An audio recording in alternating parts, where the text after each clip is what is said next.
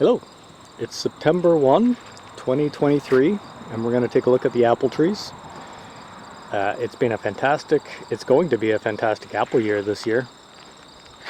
Very little fruit last year, but this year, if anything, they've overset. Really been very good conditions, and all the trees are doing fantastic this year.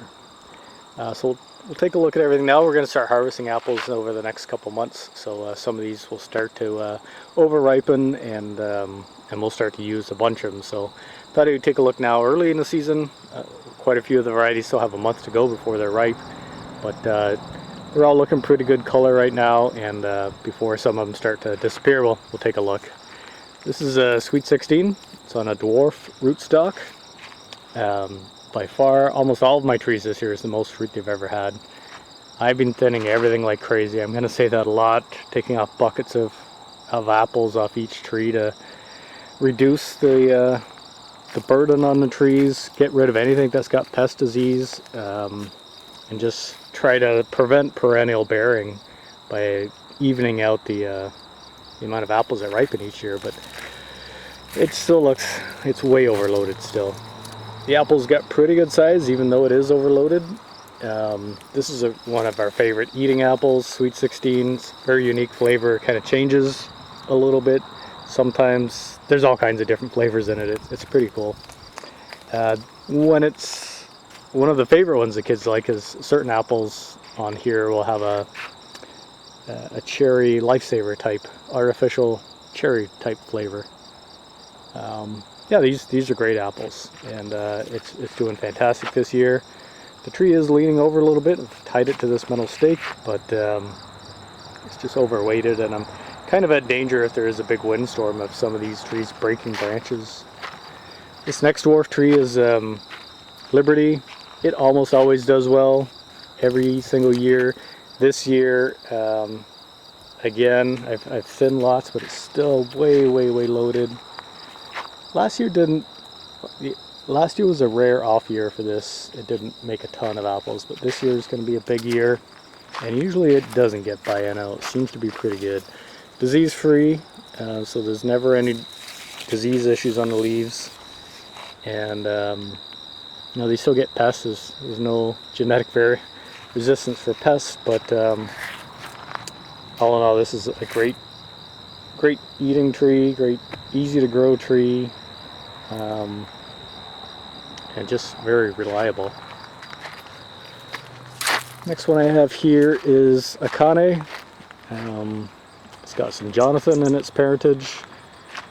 This is a fairly old tree, even though it's small. It's supposed to be a semi-dwarf. It is a semi-dwarf rootstock, but it's been slow growing, probably at least 10 years.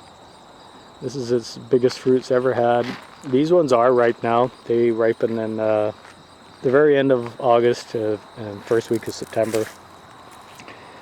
Really bright red apples. They're supposed to have some disease resistance. I think that's true. Like, the leaves look pretty good. There's no apple scab or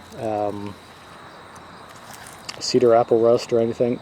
Very bright red apples, almost like a Macintosh type of taste. Not overly sweet.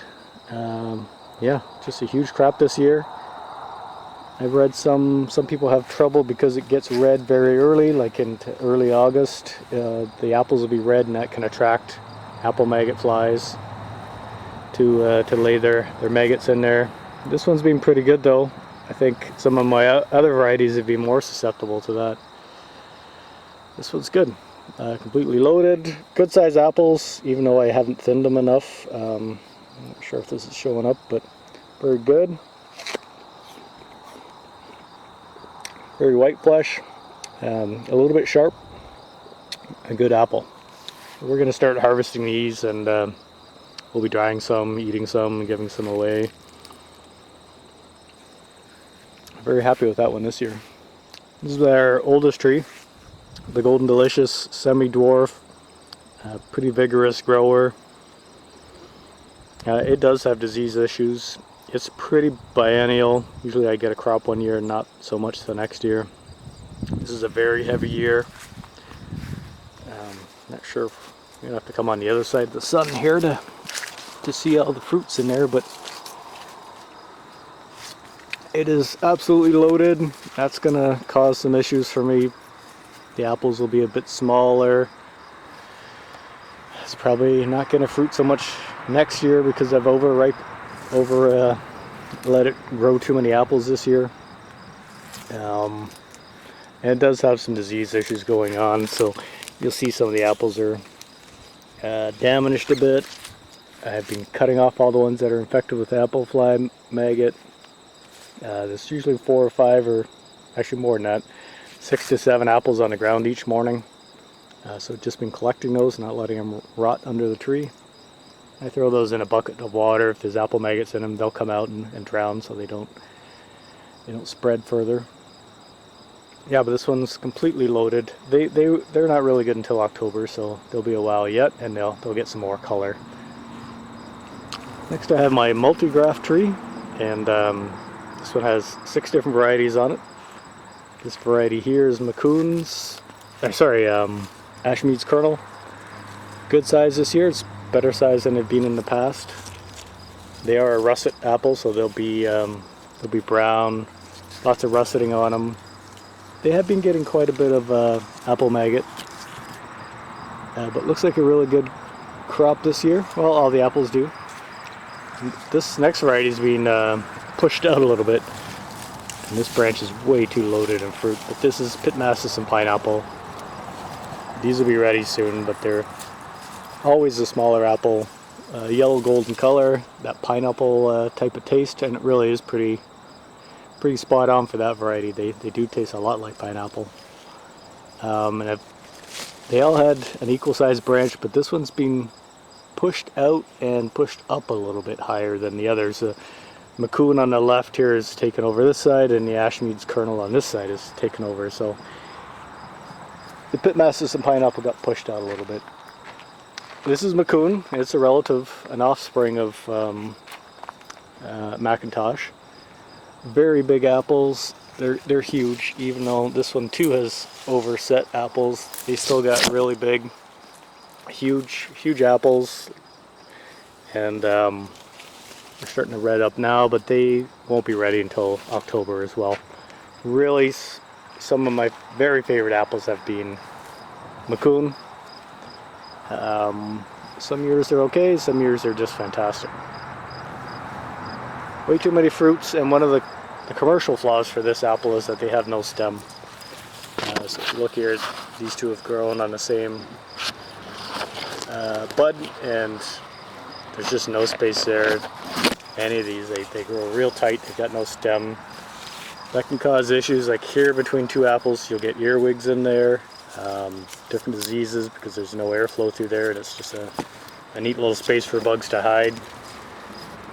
So that is a bit of a flaw of this variety, but we're very good tasting and very large apples.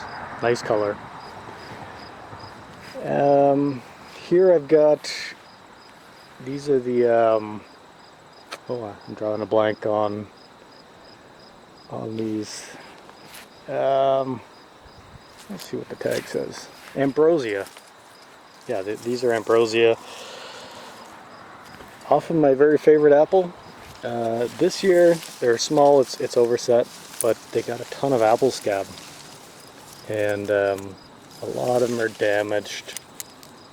There's all scab spots here. Of course that's fine to eat, but it's not visually appealing. There's lots of fruits here, but they stayed very small because it's overset, and that wet spring caused some issues. So the pressure should be the same on all the apple varieties, but this one seems susceptible to the apple scab more than most. And so I've taken off the worst ones. These are kind of the best, and I need to take more off. But here's a really bad one here. But yeah, very susceptible to apple scab. And this, there's only one branch on this tree, and it's super heavy. So I got to brace that up and remove some of these fruit so it's not so heavy. On the back here we've got Gala, and 2 years ago when it did overfruit, one of the branches snapped off, so down to one branch. It didn't fruit as much as everything else did this year, and they are also susceptible to apple scab. Quite a bit of damage here. We're back around to the Golden Delicious tree. There's another view just here of the overloading of fruit. They do get some apple scab as well too, and well, all kinds of diseases, but very good tasting apple and extremely prolific. I just got a couple varieties left. Got this one's done now, but this is the Williams Pride apple, little dwarf apple in the middle of the garden.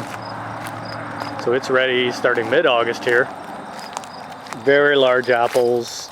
They've gone to almost purple now. These, like most early apples, they don't last that long, and the flavor's not quite as good, although for an early apple this one is quite good.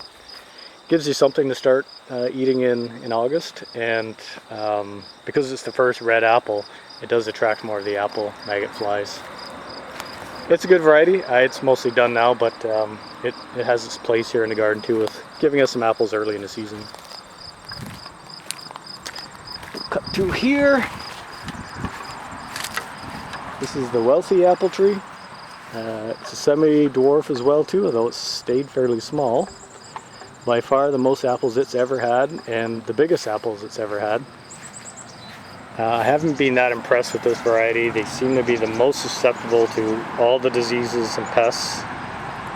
And the taste is pretty plain. They're supposed to be really good, versatile apple, good for pies or drying or fresh eating or anything.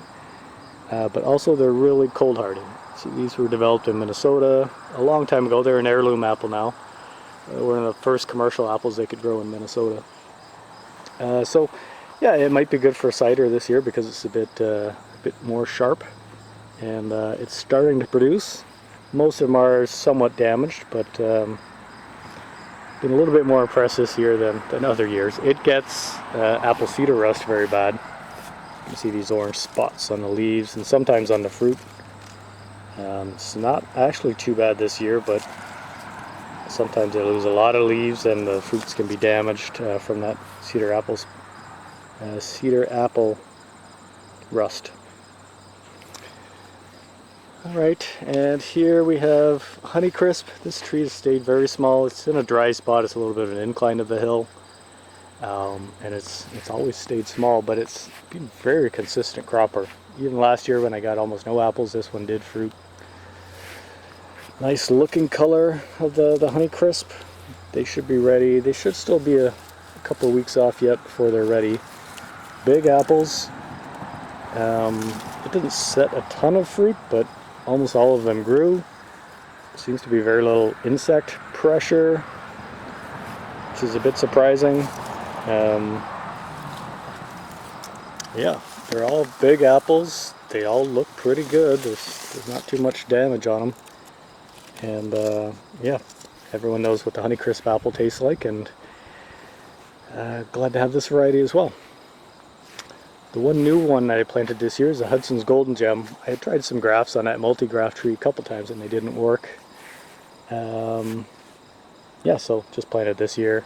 It's a dwarf apple as well too. It doesn't have a lot of space here, but heard good things about that variety, so hopefully we'll get to try some in a couple years. Anyways, that's all the apple trees we have, and yeah, fantastic year. Looking forward to making lots of cider this year, and eating apples, and putting some in the fridge, and drying some out, and just getting the most we can out of these apples now. Thanks.